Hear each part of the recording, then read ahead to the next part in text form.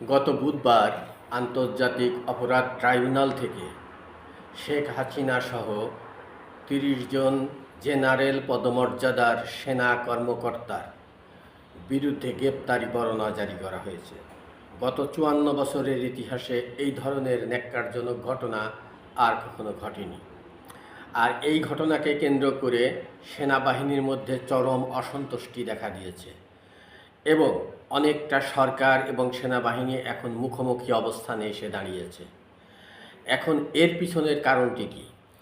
এই মামলাগুলো কারা দায়ের করলেন? এই জেনারেলদের বিরুদ্ধে যে মামলাগুলো দায়ের করা হলো, সেই মামলাগুলো দায়ের পিছনের নেপথ্য নায়ক কারা? আমরা এখন তার নামটি বলবো। সেটা হচ্ছে সেনাবাহিনী থেকে বরখাস্তকৃত গোলাম আজম পুত্র ব্রিগেডিয়ার জেনারেল আজমি। দ্বিতীয় ব্যক্তি হচ্ছেন মীর কাশেম আলী, রাজাকার মীর কাশেম আলীর পুত্র ব্যারিস্টার আরমান। তৃতীয় ব্যক্তিটি হচ্ছে বিএনপি নেতা সালাউদ্দিন কাদের চৌধুরী ওরফে সাকা চৌধুরী সন্তান হুম্মাম কাদের চৌধুরী। এবং সবশেষ ব্যক্তিটি হচ্ছেন পার্বত্য চট্টগ্রামের বিচ্ছিন্নতাবাদী নেতা, সশস্ত্র গ্রুপের বাহিনীর নেতা, ইউপিডিএফ নেতা মাইকেল চাকমা। তারা ৫ই আগস্ট আয়নাঘরে থেকে বেরিয়ে এসে তারা বলেন যে তারা আয়নাঘরে বন্দী ছিল এবং এই বন্দির পিছনে এই সমস্ত জেনারেলরা শেখ হাসিনার নির্দেশে তাদেরকে বন্দী রেখেছিল। তো এই অভিযোগটি আন্তর্জাতিক আদালতে করেন। তারা যখন ৫ই আগস্ট বেরিয়ে আসলেন, তখন কেন তারা এই অভিযোগটি আদালতের দৃষ্টিগোচরে করলেন না? আর তারা আয়নাঘরে কোথায় কোন জায়গায় বন্দী ছিলেন তার কোনো বাস্তব ভিত্তিক প্রমাণ কি তাদের হাতে আছে? নেই। আর এর জন্যে জেনারেলরা কিভাবে দায়ী হতে পারে? যাই হোক, সেটা আদালতের বিষয়।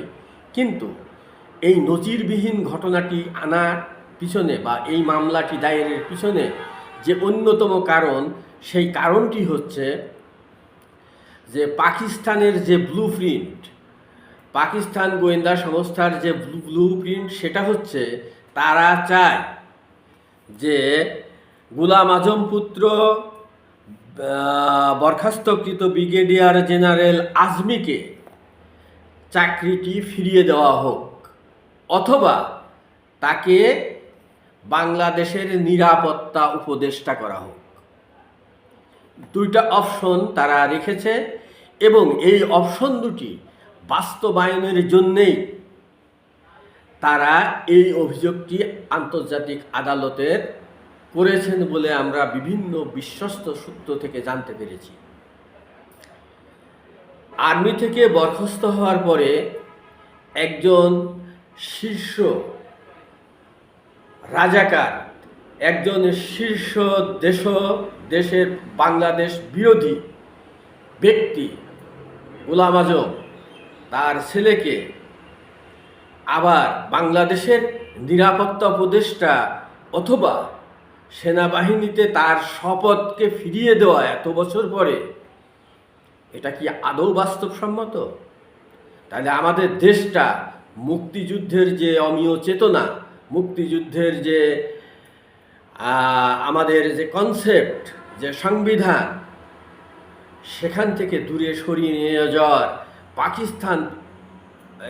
পন্থীদের তাদের যে ৭১-এর হেরে যাওয়ার যে কষ্ট, সেই কষ্টটি লাঘব করার জন্যই তারা এই ধরনের একটি চিন্তা ভাবনা করে, একটা ব্লুপ্রিন্ট করে, একটা ছক এঁকে আন্তর্জাতিক আদালতে মামলাটি দায়ের করেছে।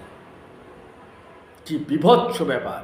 দেশটা স্বাধীনতার মূল্যবোধ থেকে আবার রাজাকারদের হাতে চলে যাবে, এটা তো কখনোই কাম্য হতে পারে না। এটা মানুষের কামনা বাসনার বাইরের ব্যাপার। যাই হোক, এই হচ্ছে মূল ব্যাপার। আর এই ব্যাপারটিকে ঘিরেই সরকার এবং সেনাবাহিনীর মধ্যে চরম অসন্তুষ্টি এবং সরকার এবং সেনাবাহিনী এখন মুখোমুখি। দেখা যাক কি হয়।